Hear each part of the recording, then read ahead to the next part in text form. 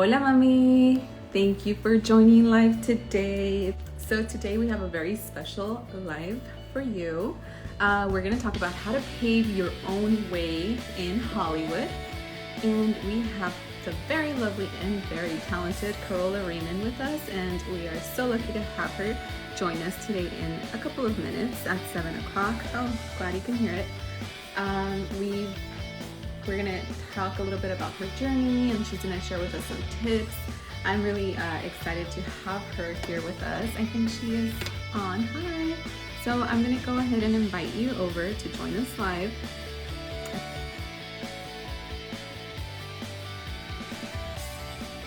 All right, so we're just waiting. Oh!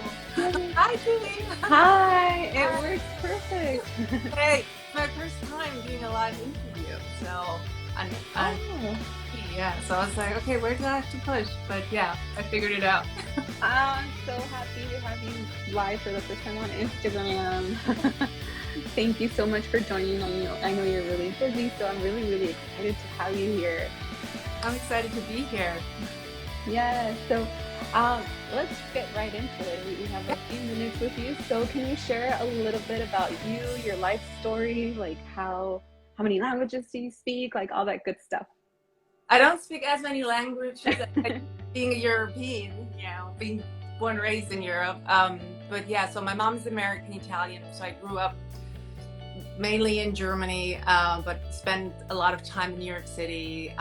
So English, German, of course, a little French, some Italian, but mainly German and English. Yeah. I see. Yeah, Europeans have the luxury of being able to speak so many languages because of all the countries that are so close together, right? Yeah. So many of my friends, they speak like 3, 4, 5 languages.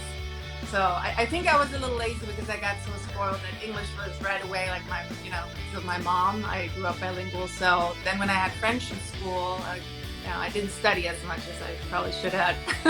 Oh, same. I studied French in college, but the classes were too early in the morning, so j'ai parlé français un peu. I think we just have a very sexy French teacher, and then that's distracting too. Probably, but then you may be a little more motivated to study vocabularies. You would think. Yeah. So what inspired you to seek a career in Hollywood?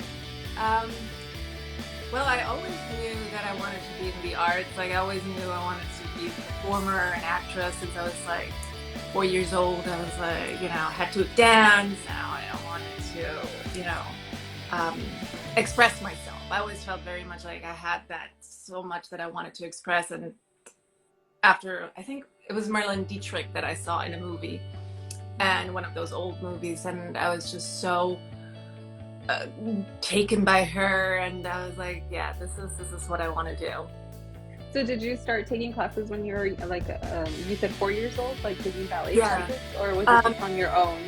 It was dancing. It was mainly dancing for a long time because, especially in Germany back then, like what I see here, the options that you have when you're in America, or especially Los Angeles, like kids can already go into acting classes and all that.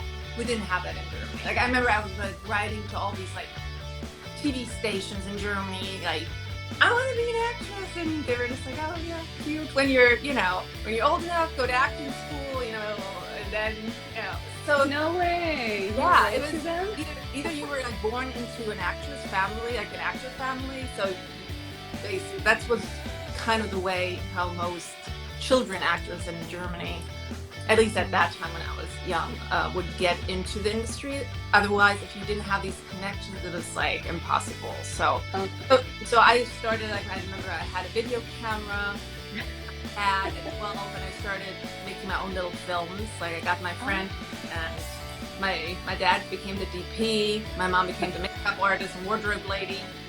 Oh, you had all this support. My friends, just even if they didn't want to, I told them exactly what part they're going to play. So you were the writer, the director, the actress, the supporting. Yeah, so thinking back, I was like, oh, I was kind of doing that back then. It's funny because now I'm kind of tapping back into that, what I did naturally when I was so little. Even so, these films, I don't ever want to go public because I think that would be cool. They're pretty insane, yeah. That's crazy. Isn't that amazing how like when you're a kid, like your imagination runs wild, but really it is what you sometimes maybe end up doing because it was always there in you, right? Like Yeah. you so before you became an actress, there was a period when you did other things, right? Can you share about that? Yeah, it was kind of very much the way I grew up. It was still, oh, you know, you can't just be an artist. Yeah, you will be, you know, struggling all your life. You have to get higher education. And it was very much so, you know, get that craziness out of your head for now, you know, go to university, study. Um, so I did that. I got my master's in social psychology, but I always was performing on the side. I was taking classes. So I kind of knew, okay, I'm doing this. And I have to say, I did enjoy it a lot. I feel it gave me a lot of knowledge about just the especially psychology, knowing a lot about the human psyche, you know, mm-hmm. the human condition. So especially now with writing, I feel it helps me a lot. Just that kind of, because the writing kind of brings together that what I have as an actress, the kind of idea about how things happen, but then from the background, with the academic background, I feel understanding the psychology helps a lot in writing. That's amazing how those two paths cross. So that there was a period when you also crossed into other things. I think you mentioned you did yoga, and then I still, yeah. You still do yoga. Yeah, I really feel like my whole kind of spiritual journey helped me a lot, really finding my own voice, finding my path. Because, yeah, after moving to Hollywood, you can get lost here. It's a lot, and dated.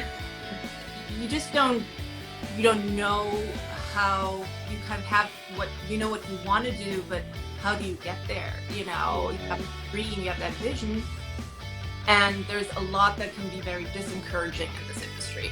Now, there's a lot of rejection. There's a lot, if you're not well connected, you know, from the beginning on, you just have to do all the footwork by yourself. You know, you just have to go out and find different ways, find people who believe in you, find people who have similar visions, who you want to support you, want to see you succeed. So it's really important to find that group of people.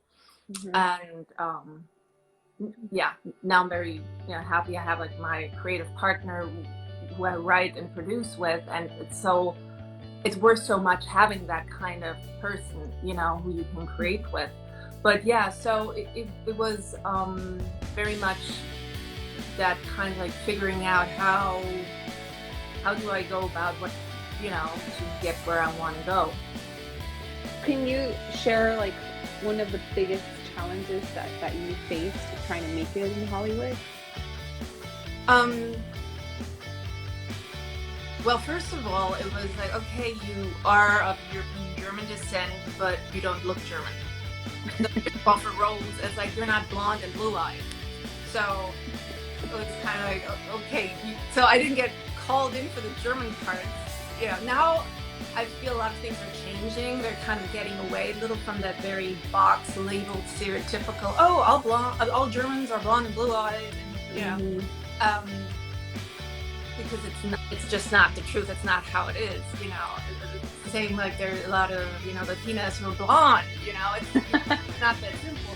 So exactly. I started to have, like, it's funny, I started getting successful booking commercials playing ethnically ambiguous roles, you know, and playing Latinas, you know, even so. No way. Yeah, I have a lot of commercials, and I even did one which was so funny where I don't pretend that I speak Spanish because I don't, but I went in and it was like, oh, it's just going to be the husband who's going to, it was a bilingual spot, that it would be the husband who's going to, you know, speak.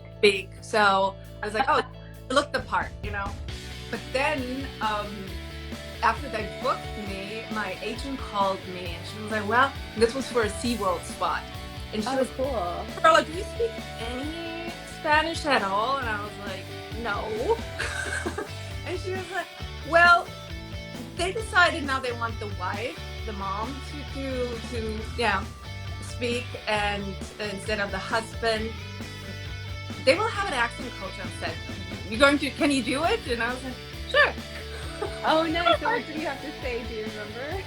Oh my God. Oh God, no. I remember it was a Halloween, not Halloween. Yeah, no, it was for Halloween. And it was some kind of like about Halloween at SeaWorld. It's spectacular. No, I don't remember.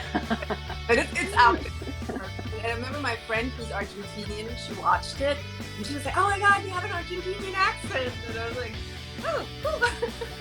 That's hilarious. I love those stories. It just shows how crazy this industry is. You know, nothing makes sense. Would I have ever thought like that? You know, I mean, it comes, and that's, I think, one of the most important things, to just be open that things will never happen the way you expect them to.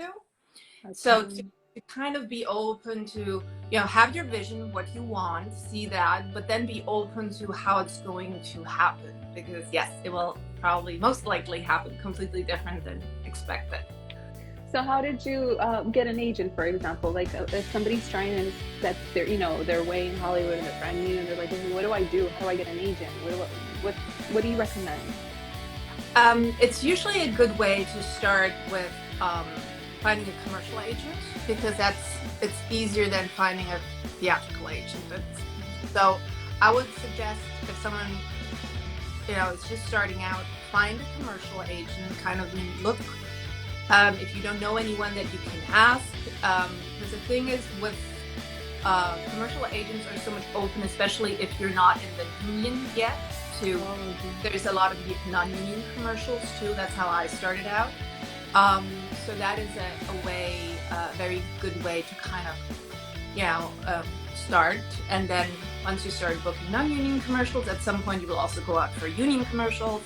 And then, you know, once you join SAG, then, because theatrical agents, they will all want you to be in the union.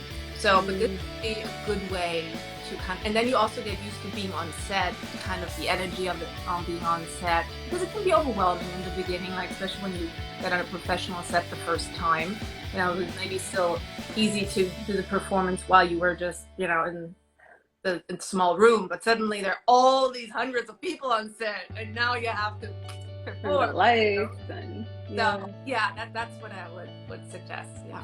Oh, I love that. Actually, do you mind sharing how was your first official experience, paid role, on camera, set, everything? Well, it was in Germany, so okay. So, and that's like many years ago. It was super. Let me think in which one? Hollywood. Was Hollywood. Oh my God, it was for Rusnak. It was a car commercial for Rusnak. And it was actually interesting because I was in the worst state of mind when I went to the audition. My boyfriend back then and I had just broken up. So I was in the worst state, felt like shit, haven't slept. It's so. And you still landed it. And that's when I landed it. I had, you know, before I've been going out. So it often happens under the weirdest circumstances, because I think everything is energy. And sometimes we want something so bad, so you put yourself under so much pressure. You know, in that little moment when you go into the room, you know, so much is online, but it used to be you just went into the room, and there was also a lot of pressure, you know, going into the room, and then you have to perform. You can't mess up your lines, you have to be there, you have to be very present. It's so much about being present. So I think because I was in such a devastated state, I didn't give up. Yeah, I was so, my heart was broken. I felt like shit. I was just, you know, so I was like, whatever, I'll just go and do whatever. So I think I freed myself, and in a certain way, from the pressure. Oh, wow. So I really believe that we are sometimes really our worst own enemy, because we put so much pressure on ourselves, what we think. I mean, everyone knows, even like when you go in for a job interview or thing where you kind of feel, oh my God, I have to give my best myself. So we have such, you know, and often then you're not really yourself. You know, you try to be something that you think people want to see or expect, but and you're so focused on yourself that actually you are not yourself. That's so true, but it's so difficult to come to that realization and be so, with self-awareness and know that Yeah. it's And that's the not. spiritual journey. And that's what I was saying. Like, it helped me so much. My spiritual journey helped me so much in that whole process of even like now writing and making films and everything, because I feel through that meditation and yoga practice, I just didn't put as much, I found more stillness within and more kind of, even with my energy, to not be as scattered and more focused and less, I think I was often all over the place. I was constantly had my little monkey chatter inside. And all do, oh, you should do this, or maybe you should do that. And you hear, again, in Hollywood, so many people tell you what you're supposed to be doing to have success. And you can talk to 5 people and everyone will tell you something else. And everyone will like be, oh, you should be doing this, or you should be doing that. But I really believe at the end of the day, you yourself know the best what deep down inside, but it's about that inner connection, to really connect with yourself and trust that inner voice. But that's a process, and especially the younger you are, the harder it is to listen to that inner voice, because we're living in a society where we're constantly bombarded with, this is how you should look, this is what you should wear, this. So to kind of find that, because we're also unique snowflakes, we're also special, and it's really to connect with that, because there's no other Julie like you, there's no other Karola,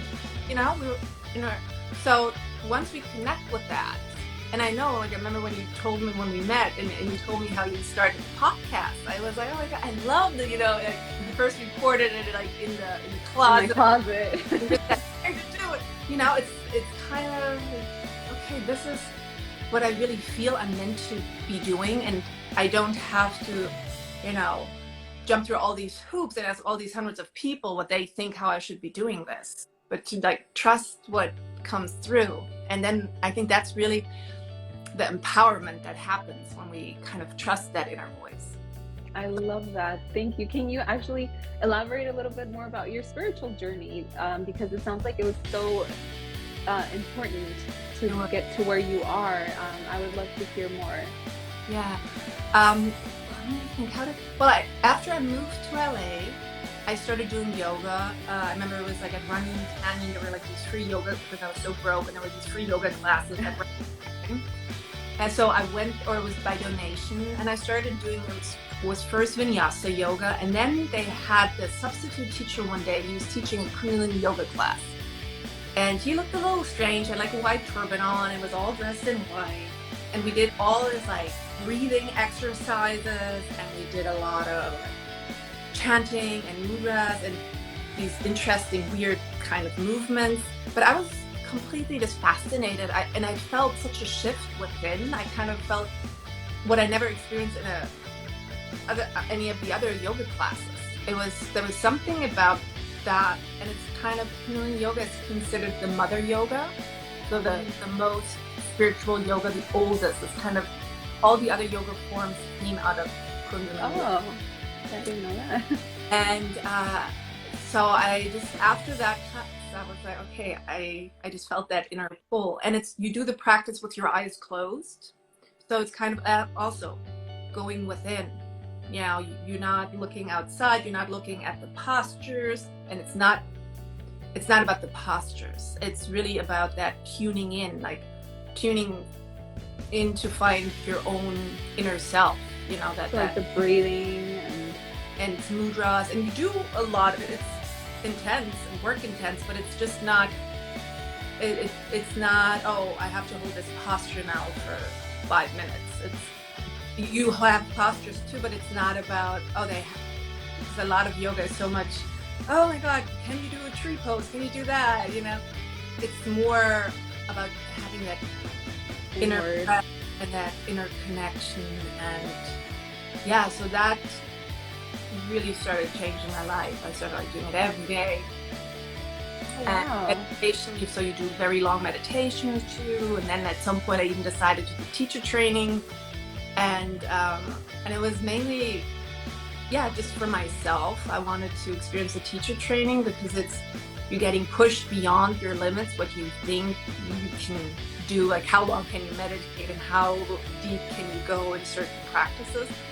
But that was also, it was just so, yeah, I feel like this brought it all together, that everything started kind of moving together from being more and more on that spiritual journey.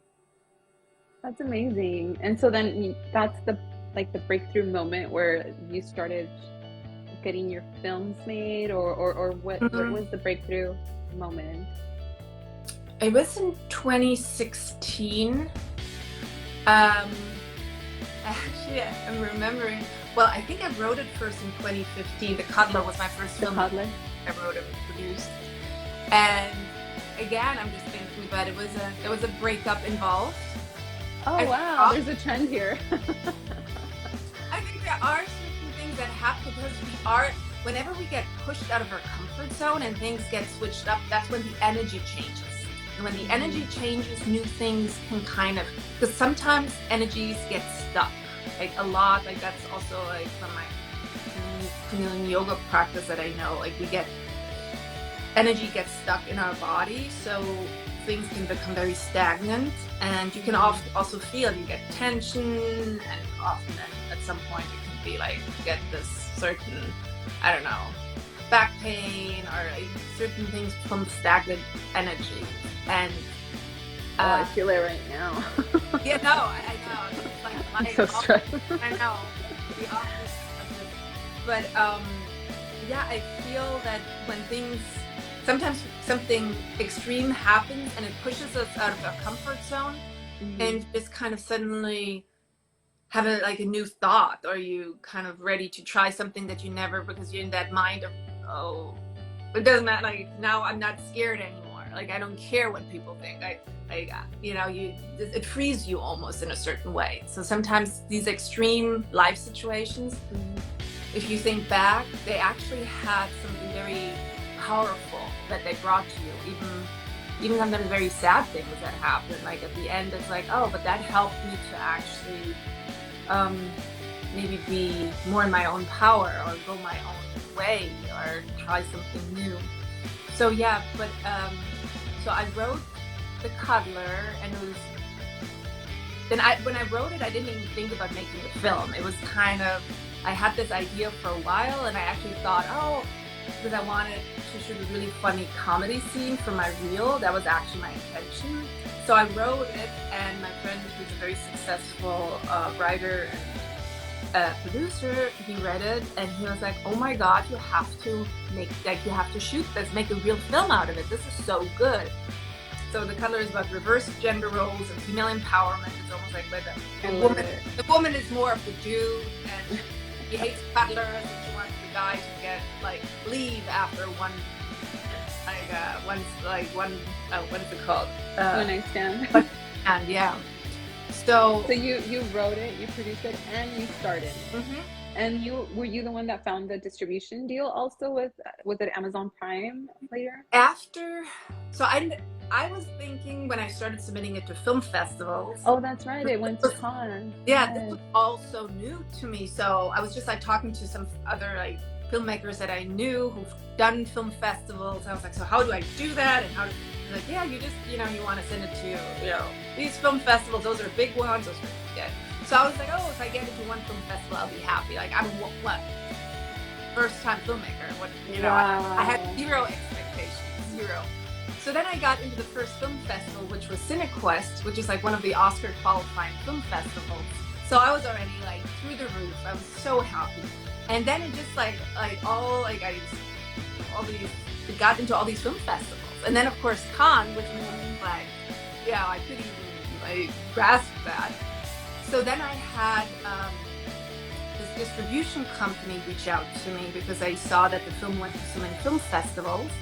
So I guess that there are, because they look specifically for content that they can then advertise and then distribute.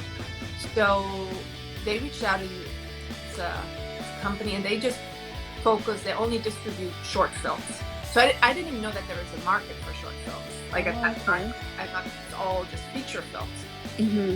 And then so they reached out, and I was just like, oh my God, that's amazing. Yes, of course I want a distribution deal.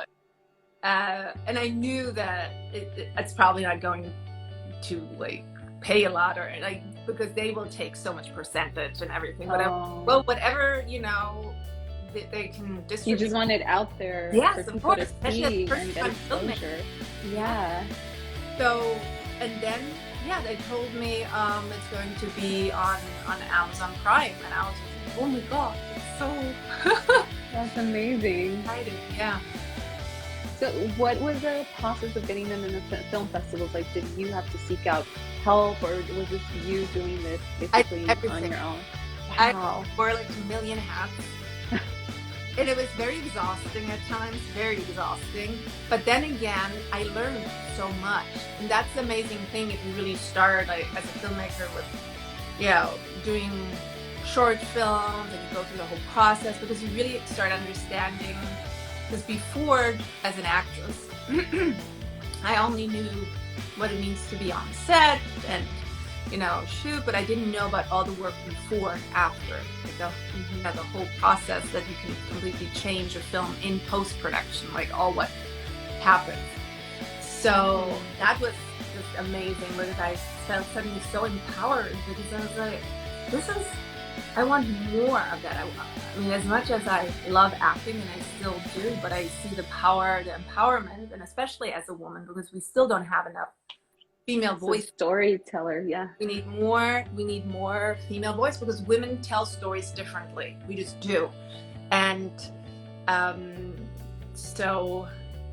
but I think now is a very, very good time for women, because finally they're opening up to more minorities and women in film. So they know for too long it's been just, the white man's voice, the patriarchy. So, yeah. So, did I answer your question? I think, did I? Yes, you did everything. You wore all the hats, and you were the one that did. Yeah. So for the last couple of years, I know you've been like creating and writing a limited TV series, right, with your writing partner. Can you share a little bit about that and the name of it, if you can? I don't know. Yeah, I can't share too much about the story. Okay. But yeah, so we are now in the process. I mean, that's the whole like developing a limited series is another whole thing that writing a short film. Yeah, there's so much work that goes into it, and then rewrites, and then another brainstorming session, and it's such like so much of a longer process. It's a longer process than the short film? Yeah, definitely, because a limited series is so you're writing something, you're creating, developing something that will maybe go for even a longer time. So even it's that's true. A limited TV series for now. Of course, if we find someone who wants to produce it, and they'll ask, so what would happen after episode 8? Like so you need to develop this whole world, wow, everything that was before and what could happen in the future. So yeah. Well, that's exciting. Well, crossing my fingers. Thank you. I want to know more. And then there's another, what is it? Chrysalis? I don't know if I'm pronouncing it right. Chrysalis. Chrysalis, okay. Chrysalis, but Chrysalis sounds great too. Oh, Chrysalis. That's my English is a second language. No, but Chrysalis, I like that. I because it's a Latin word. I'm not even, in English, I think you say chrysalis, but probably in Latin it's chrysalis, yeah. So this one you crowdfunded in 2020, right? Which was wild, yeah. In the middle of the pandemic, we're like the ones like, hey guys, you want to shoot it? How was that? Can you share a little bit real quick? Like, how was like crowdfunding in the middle of the pandemic and getting this made? Yeah, it was wild, but that's another thing where I feel you can't do what like so many people said, oh my God, like during that time, like really you're trying to raise money, like no one has money, like people don't know if they'll have work again. But it's like you can't let these out of circumstances or what you're being told from others disencourage you. It's their fears. It's often there, and at the end of the day, what do they really know? You know, even an expert who thinks they know maybe a little bit, but it can still play out in a different way. So, and it did. Yes. So we were. I mean, the budget was much less than we want or we needed. But then again, you become creative. You know, somehow there's something. I think if you're so passionate, and what's the saying? Where there is a will, there is a way. There's a way. Yeah, definitely. So, you'll make it happen. You make it happen. You find people who believe in your vision. You know, who want to come on board. And the good thing was during the pandemic that a lot of people who usually are in big sets, you know, and busy, they had more time to even, you know, do a passion project. So it all that's true. There's always like two sides to everything, you know. Oh, that's amazing. So I'm seeing a trend here is believing in yourself so that then others can believe in you and like support you along the way. Is that kind of like what? Yeah, definitely.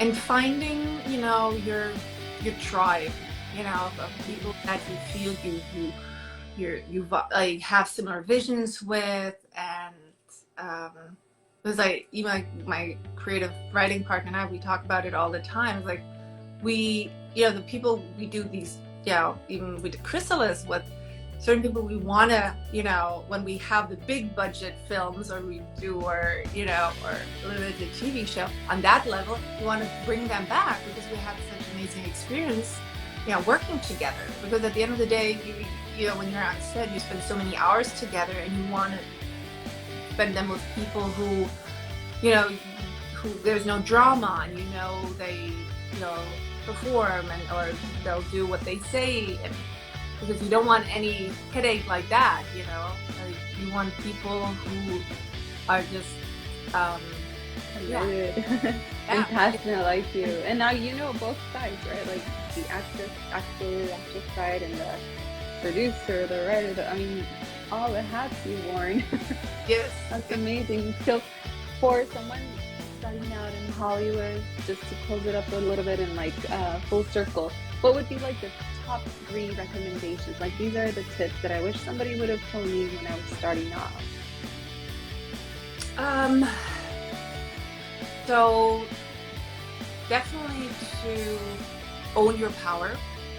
I think when I started, my power waned a lot. Like not believing in myself enough, thinking, oh, if I would be a little more like this or a little more like that, and again, getting kind of thrown off by what others say, what you should be doing, or how, oh, if you would cut your hair shorter, or if you would, you know, dye it blonde. All of that stuff where you think, oh, it's that, then things will happen. So I honestly don't think that that's true. I really think it's to own your power. And that's a good one. Whatever way to connect with that power, we all, you know, for me it was a lot yoga and meditation, but for someone else it may be dancing or painting or writing or, you know, being with your pet, like whatever it is, but just find that power within that you. Peace. Yeah. That peace and power within you, and to not give it away. Because a lot of people, I think also in Hollywood, especially this industry, they want to take the power away from you. They want you to feel powerless, that you feel like, oh, you're dependent on them. Oh, if you don't have them or you don't have their advice. So that's so true. So to really, and it's probably in so many other careers too. So the more you own your power, and then things will also, the things that are meant for you, I really believe they will come. And maybe not in the timing that you want, but or in the form even. But to trust that if something is meant for you, and I believe in this universal intelligence, and maybe I sound very woo, I don't know, but it will come to you. It will. Yeah. But you need to be in that space of being in inner peace and being in a good place where you're not just chasing around, so okay. So the other thing is to own your power, not be like chasing all kind of different ideas, and to kind of really be like, what is it really, what I truly desire, and then maybe for some it'd be, oh, I just want to, be focusing on comedy or animation. I want, well, whatever it is, to kind of really find that, what is it that I truly desire, and to have that vision. I think the more clear we are also in that way, the better. And then have, do your vision board and kind of really see that, to go to that space, like already, like it already happened, like this is where I'm going, and this is what I desire. And then what would be the third one?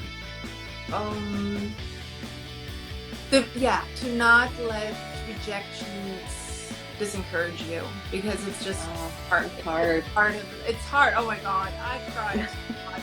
Oh my God, so often I was like, oh my God, oh, I've never. It's just part of the process. Until you find what is right for you, there will just be a lot of rejections. And to also see it as a way, these setbacks as opportunities to just get to know yourself better and kind of understand, okay, so what did I learn from this? Like, see it more as opportunity. Learning opportunity. Yeah. That helps a lot. Those are great tips. Thank you so much for sharing your journey with us, and amazing work you've done and you're doing. So I can't wait for the new projects to come through. And thank you for your time. Really appreciate it. I appreciate it too. Thank you for having me, Julie. And thank you, everyone who is going. Yes, thank you for joining. And if you're watching this as a recording while you're on, go ahead and comment if you have any questions, and we'll make sure that she gets them. Or go ahead and follow her on Instagram. And you have a lot of cool content on your website, so check it out. Bye. Thanks, everyone. Good night.